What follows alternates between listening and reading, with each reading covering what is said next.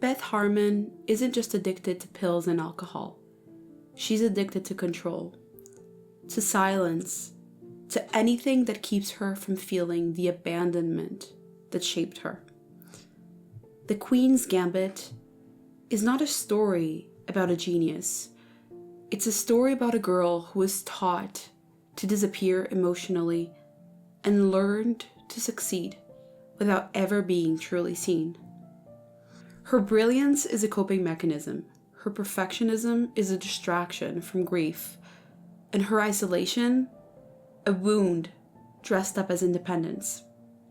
This is the psychology of Beth Harmon, and why so many of us see ourselves in her. Addiction is not the problem, it's the symptom.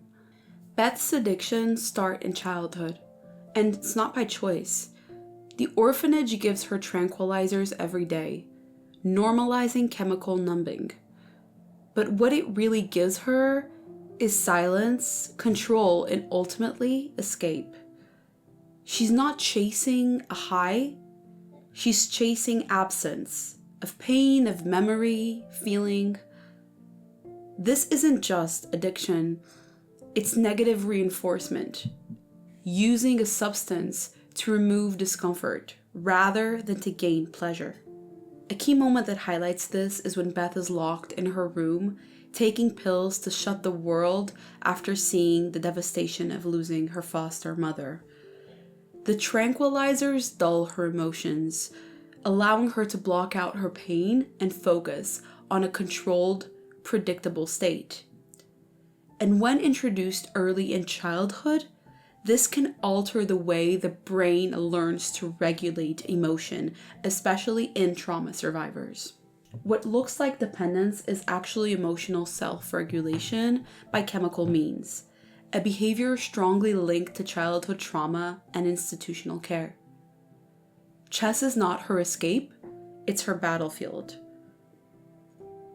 Chess gives Beth what nothing else does: rules, predictability, mastery. Psychologists would call this compensatory strategy.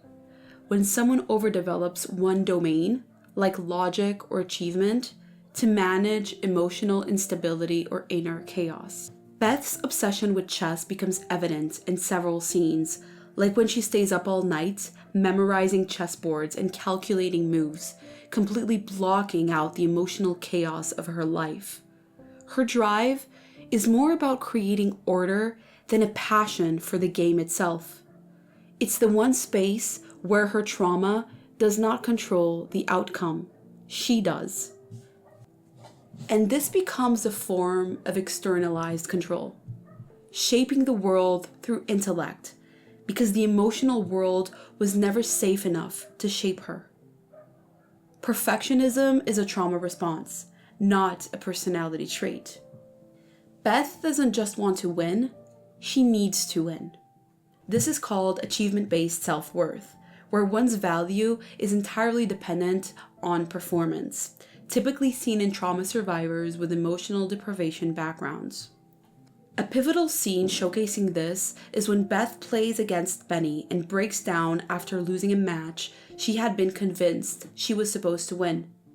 Her need to win isn't just about success, it's about proving her worth to herself and the world.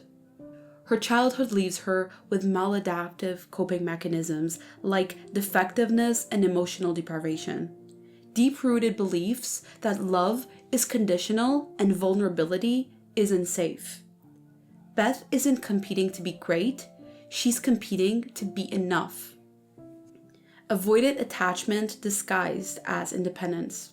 Beth's independence is a wall, built by a child who learned early on that closeness leads to abandonment. This is classic avoidant attachment, a style formed when caregivers are emotionally unavailable, leading children to suppress their own emotional needs to avoid rejection. We see this dynamic play out when Beth pushes away all of her relationships, especially with Townies, who is one of the few people who actually connects with her emotionally. Despite their chemistry, she keeps him at a distance. She avoids closeness not because she is cold, but because her nervous system sees intimacy as unsafe. So this is what her relationships reflect. That Mr. Scheibel is distant but consistent, therefore safe. The townies is emotionally unavailable, ideal for projection. That Harry is kind, but she can't feel. And Benny is a match, but intimacy requires trust. And she has never had a model for that. In adult attachment theory, these are known as the activating strategies, ways to shut down intimacy to avoid vulnerability. The ending doesn't show resolution for all of Beth's problems. They show regulation.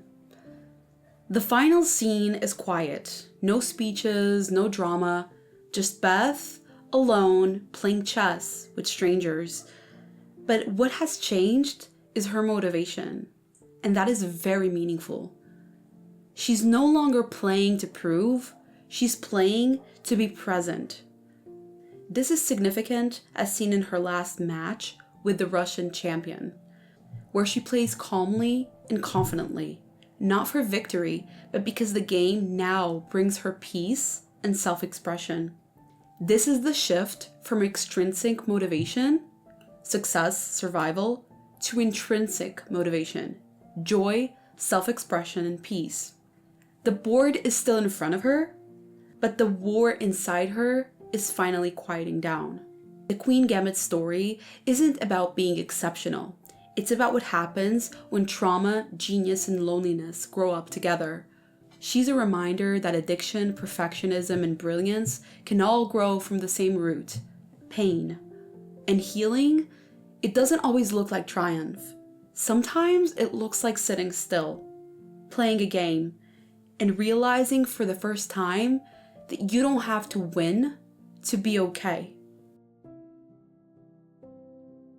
Thank you for watching. I hope you enjoyed it and learned something new, and I will see you on the next one. Bye!